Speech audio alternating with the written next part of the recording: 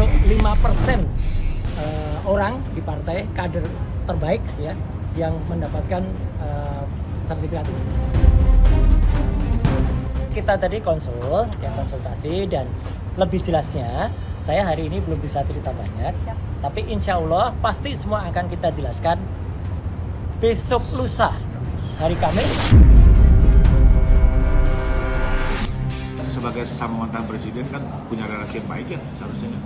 Sama-sama pernah bekerja untuk bangsa dan negara ini, sama-sama tahu susahnya.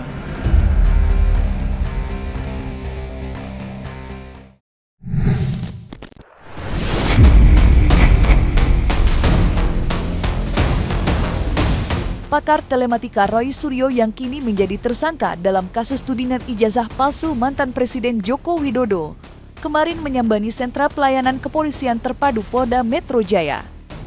Saat disinggung mengenai kedatangannya ke Polda Metro Jaya, mantan kader Partai Demokrat itu mengaku berkonsultasi. Meski tidak menjelaskan secara gamblang mengenai hasil konsultasinya, Roy Suryo menjelaskan jika akan mengungkap semuanya hari Kamis di Ditreskrimum Polda Metro Jaya. Berembus kabar jika kedatangan Roy Suryo ke Polda erat kaitannya dengan kasus dugaan ijazah palsu Jokowi yang saat ini masih bergulir di Polda Metro Jaya. Lantas gebrakan apa yang akan kembali ditunjukkan Roy Suryo? Mungkinkah masih terkait polemik dugaan ijazah Jokowi? Mas Ran mau konsultasi? Perihal apa, Pak? Enggak, konsultasi aja, nggak ada apa-apa, Pak. Kita tadi konsultasi dan lebih jelasnya saya hari ini belum bisa cerita banyak, tapi insya Allah pasti semua akan kita jelaskan besok lusa hari Kamis ya tanggal sekarang 9 enggak lah besok Kamis tanggal 8. Oh iya, Kamis tanggal 8 Januari 2026 ya pukul antara 11 dan 12 di Reskrim ya akan kita jelaskan apa yang kita lakukan konsul hari ini. Dari jam berapa tadi Mas Rey? Dari jam 11 ya? 11. Jadi kami konsul beneran karena supaya kita sama-sama menghormati hukum dan menghormati bapak-bapak petugas di sentra pelayanan kepolisian terpadu Polda Metro Jaya. Tunggu saja besok Kamis. Surprise Kamis. Surprise ya. Apakah ini masih terkait polemik ijazah apa enggak? Pokoknya nanti semuanya hari Kamis. Di tengah panasnya konflik dugaan ijazah palsu Jokowi yang masih menjadi perdebatan luas di tengah publik, mantan Presiden ke-6, Susilo Bambang Yudhoyono alias SBY, namanya mulai ramai menjadi perbincangan. Bukan tanpa sebab, SBY dituding sebagai orang besar di balik gerakan Roy Suryo CS memainkan isu ijazah palsu yang dialamatkan pada Jokowi. Dugaan yang dinarasikan sejumlah akun di berbagai platform media sosial menyoroti rekam jejak Roy Suryo yang merupakan mantan kader Partai Demokrat dan pernah menjabat sebagai menteri di masa pemerintahan SBY. Berangkat dari rekam jejak tersebut, berbagai narasi miring mengenai adanya peran SBY di balik kasus dugaan ijazah palsu Jokowi bermunculan di media sosial. Lantas apa tanggapan Roy Suryo mengenai hal tersebut? Dan benarkah Partai Demokrat sudah melaporkan akun-akun yang dituding menyebarkan fitnah terhadap SBY? Nggak ada hubungannya dan saya juga otomatis kalau dengan beliau sih baik-baik saja, nggak ada hubungannya. Jadi clear ya, nggak ada sama sekali keterkaitannya antara hubungan sekarang, dan harus diketahui bahwa saya itu kalau di Partai Demokrat memang sudah nggak ada lagi hubungan struktur antara atasan dan bawahan. Tapi secara hati ya, saya adalah orang yang tetap menghormati kepada semua senior dan apalagi partai yang pernah sama-sama kami saling membesarkan, ya itu aja. Jadi tapi hubungan antara struktur organisasi sudah tidak ada lagi. Bahkan ya kalau banyak orang ya para termul terutama yang bilang Roy Suryo itu katanya udah nggak jangan-jangan dia dipecat. Orang keluar dari partai itu memang ada 3. Satu minggat tuh hilang kabur, tahu-tahu muncul di partai lain. Saya bukan tipe itu. Yang kedua dipecat. Apalagi itu. Saya mengundurkan diri dengan hormat pada tanggal 11 Maret 2020 yaitu pada saat Super Semar ya. Dan saya mengundurkan diri Super Semar kan sebenarnya. Dan saya mengundurkan diri karena memang alasan yang sangat baik, yaitu apa? Saya ingin menempuh pendidikan lebih lanjut. Dan saya pamit langsung bersurat kepada ketua umum partai waktu itu dan mendapatkan respon yang sangat bagus dan alhamdulillah saya sudah selesai. Dan untuk membuktikan itu, waktu itu saya sempat kalau di partai itu ini asli juga ya. Iya, jadi tahun 2016 saya termasuk 5% orang di partai kader terbaik ya yang mendapatkan sertifikat ini. Jadi itu saya kira hubungan dan saya mendukung penuh laporan dari partai tersebut dan ya saya dengar ya bukan hanya somasi. Hari ini sudah berkembang, sudah berwujud ke satu LP.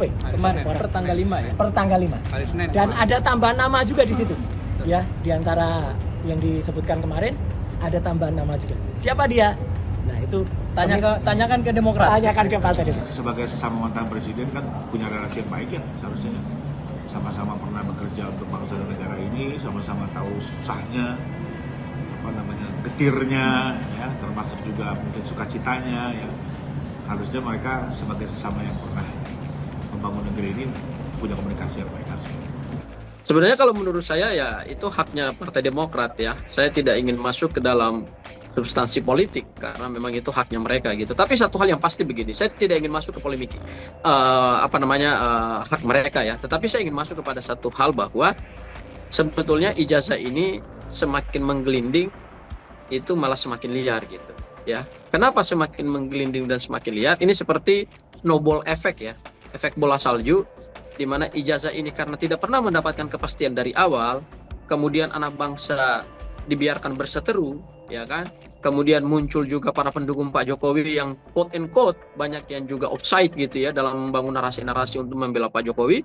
Akhirnya pada satu titik mereka harus menghadapi satu keadaan di mana ada pihak-pihak lain ya yang tadi disebut ada dari Partai Demokrat yang merasa keberatan gitu ya.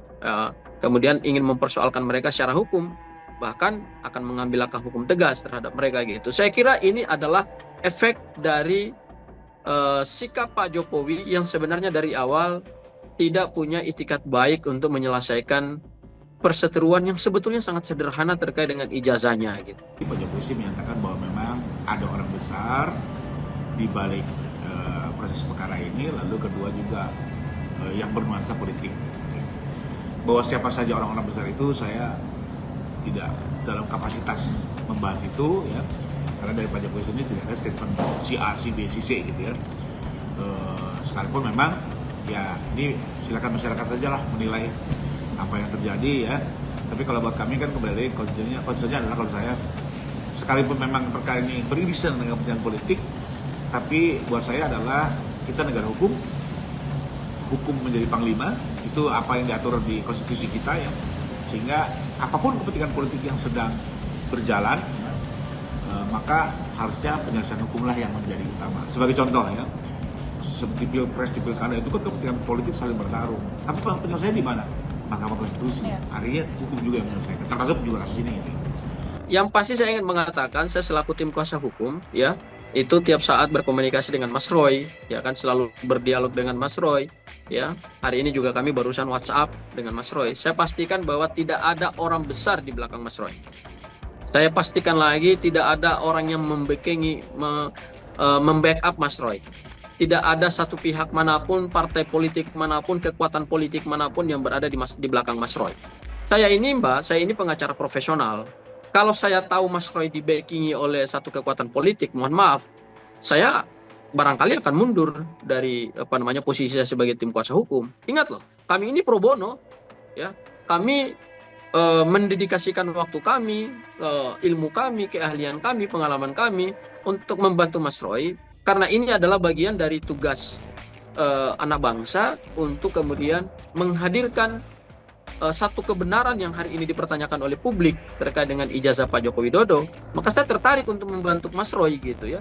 Jadi tidak ada bohir, tidak ada pendana, tidak ada pemodal di belakang gerakan ini. No, sama sekali. Kalaupun itu ada, ya saya pikir itu hanyalah satu tuduhan-tuduhan yang tidak berdasar.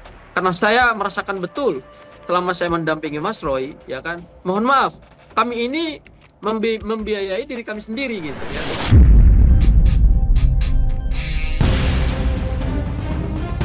Kabar Partai Demokrat melalui tim kuasa hukumnya yang melaporkan sejumlah akun terkait tudingan miring terhadap Susilo Bambang Yudhoyono mendapat tanggapan dari tim hukum Jokowi Ade Darmawan. Dengan tegas Ade Darmawan meminta SBY selaku Dewan Kehormatan Partai Demokrat tidak baper atas berbagai tuduhan yang menyebutnya sebagai orang besar di balik kasus dugaan ijazah palsu Jokowi. Lebih dari itu, tim hukum dari Pradi Bersatu itu juga mengingatkan langkah SBY dan Partai Demokrat yang reaktif atas pemberitaan di media sosial yang mengaitkan namanya dapat mengganggu hubungan koalisi di pemerintahan Prabowo Gibran saat ini. Mengingat Partai Demokrat merupakan bagian dari pendukung Prabowo Gibran dalam pemerintahan.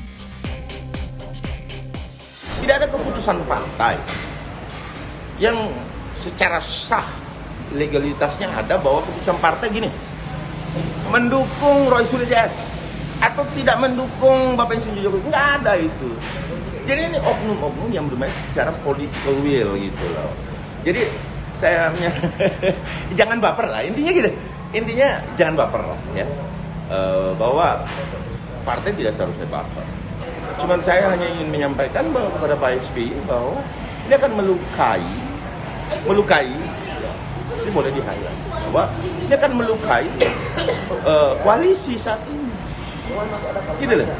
Bahwa kita tidak boleh memungkiri bahwa pemerintah saat ini itu adalah bagian yang tidak terpisah dengan Bapak SBY. Kalau berbicara Demokrat, bukan SBY sebagai pribadi, tapi kalau berbicara Partai Demokrat, ya Partai Demokrat ini nggak boleh. Ingat loh, tidak boleh Partai Demokrat untuk berseberangan dengan kebijakan-kebijakan pemerintah. Apalagi mendukung pelanggaran hukum. Itu nggak boleh. Kenapa? Ada pengkhianatan besar terhadap koalisi. Jadi saya sarankan teman-teman Partai Demokrat saat ini kan ini tidak menyehatkan koalisi kalaupun misalkan terjadi hal-hal yang cukup satu hal bahwa pendukung Bapak Insinyur Joko Widodo sampai saat ini adalah pendukung Prabowo Gibran. Itu tidak bisa dipisahkan itu. Bahwa siapa Pak Prabowo, siapa Pak Gibran, ya itu adalah satu kesatuan. Kemudian koalisi pun satu kesatuan. Jadi nggak bisa baper-baperan di sini. Kalaupun misalkan ada sesuatu yang terjadi miskomunikasi, sisa melakukan rangkulan kok terhadap koalisi. Selesai kok itu. Hai teman-teman pendukung Bapak Insinyur Joko Widodo Prabowo Gibran, ya kita sama-sama loh. Anda jangan negatif, netting ya sama aku ya, bahasa anak mudanya. Jangan netting dong gitu sama Partai Demokrat gitu. Cukup itu aja kan. Tidak melakukan langkah-langkah hukum seolah-olah membela pihak Roy Suryo CS gitu loh. Tandem. Ini bukan tandem. Saya ingatkan sekali lagi kepada teman-teman Partai Demokrat. Karena aku juga dengan Pak Andi Arief sering bertemu dan berdiskusi dengan Andi Arief. Saya rasa Andi Arief juga mengerti itulah. Artinya gini, dirangkul dong. Sebagai partai yang cukup besar loh, Partai Demokrat ini, untuk merangkul semua ini, ya kan kita belajar pada koalisi Prabowo Gibran gitu loh. Jadi saya menyayangkan bila ada somasi-somasi yang kami pun sampai saat ini sih belum menerima secara fisik ya, bahwa ini bukan persoalan hukum yang harus diselesaikan secara antara Partai Demokrat dan Bapak SBY ya gitu. Jadi saya menyampaikan bahwa saya menyayangkan hal itu. Kalau itu terjadi, justru itu akan menjadi bumerang bagi Partai Demokrat yang kita cintai. Sementara itu, kuasa hukum Jokowi, Rifai Kusumanegara tak mempersoalkan langkah yang ditempuh Roy Suryo soal permohonan pemeriksaan ijazah Jokowi secara independen melalui Lapor BRIN dan Universitas Indonesia. Meski begitu, kuasa hukum Jokowi itu mengingatkan kubu Roy Suryo jika pemeriksaan independen ijazah Jokowi hanya mungkin dilakukan atas persetujuan hakim. Dengan kata lain, saat kasusnya masuk ranah persidangan. Rifai Kusumanegara sendiri berharap kasus dugaan ijazah palsu yang menjerat Roy Suryo dan 7 tersangka lainnya segera dilimpahkan kejaksaan untuk disidangkan agar publik mendapat kepastian. Pernyataan itu menegaskan jika Jokowi siap menghadapi Roy Suryo CS di persidangan. Terlebih sebelumnya Jokowi sempat berujar jika dirinya sudah memaafkan para tersangka, namun begitu proses hukum tetap berjalan.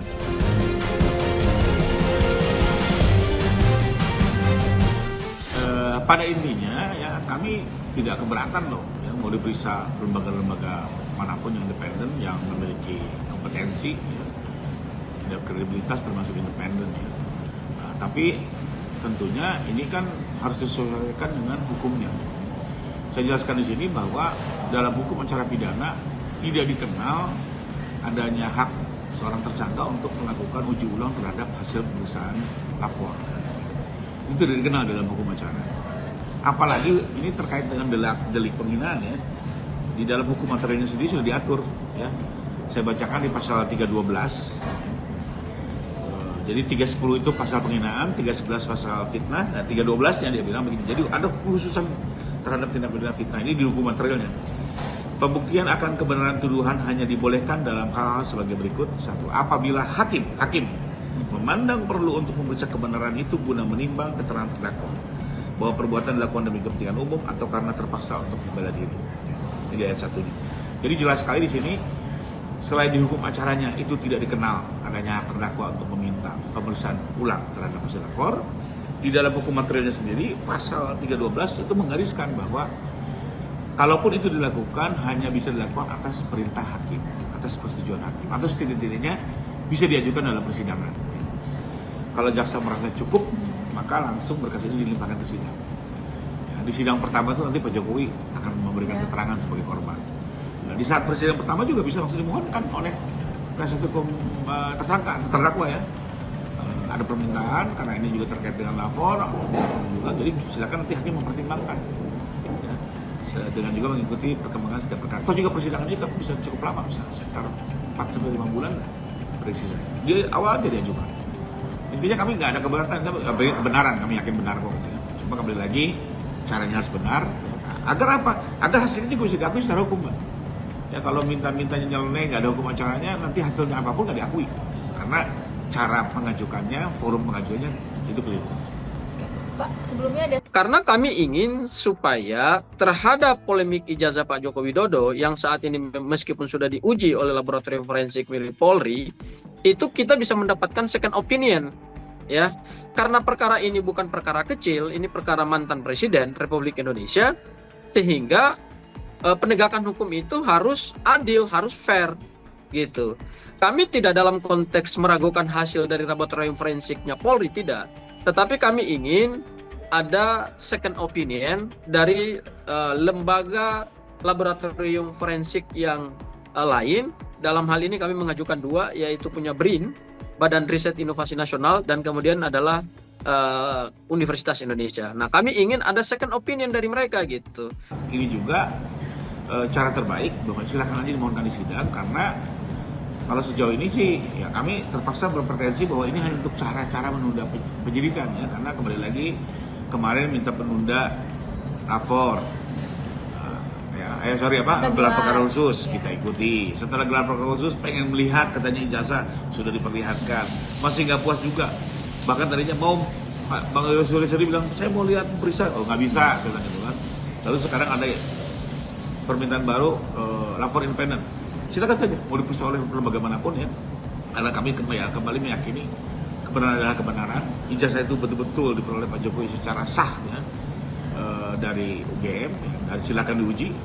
Dan sebagai catatan sudah 2 kali loh diuji oleh lapor ya, di dalam perkara sebelumnya yang di Mabes, termasuk yang sekarang kedua. Bahkan yang kedua ini cukup komprehensif, diuji dengan berbagai ijazah lainnya, termasuk juga misalnya skripsinya juga diuji dengan berbagai fakultas lain, bahkan barang bukti yang situ sudah cukup banyak. Tapi kembali lagi, kalau masih penasaran, monggo ya. Cuma gunakan dengan ketentuan hukum yang tepat dan jangan menjadi cara untuk menunda-nunda proses hukum. Masyarakat sudah lelah mengikuti kasus ini, sudah hampir setahun lebih. Ya, ini harus segera didorong agar terdapat kepastian, terdapat akhirnya, ujungnya. yaitu tersangka mempunyai hak untuk mengajukan ahli menguntungkan, dan kemudian begitu kita beralih kepada KUHP yang baru, Undang-Undang Nomor 20 Tahun 2025, itu diatur dalam pasal 142 ya, bahwa seorang tersangka itu mempunyai hak untuk mengusahakan atau mengajukan saksi atau ahli yang memiliki keahlian khusus. Nah, dalam konteks kami mengajukan permohonan uji banding terhadap barang bukti itu, sebetulnya dalam konteks kami ingin supaya barang bukti itu bisa diteliti atau juga bisa diuji oleh orang-orang yang lebih independen. Dalam konteks ini adalah kami memilih untuk memohonkan kepada Polda Metro Jaya supaya Polda Metro Jaya bisa memberikan akses terhadap barang bukti tersebut, sehingga nanti pada saat kita masuk di dalam proses persidangan seperti yang tadi disampaikan oleh tim kuasa hukum Pak Joko Widodo, itu tidak perlu lagi kita memohonkan itu kepada majelis hakim gitu. Jadi konteks permohonan uji laboratorium forensik pembanding itu adalah dalam konteks kami mengajukan itu sebagai hak tersangka untuk mengajukan ahli yang menguntungkan, yang juga sudah diatur secara tegas dalam pasal 142 KUHP yang baru.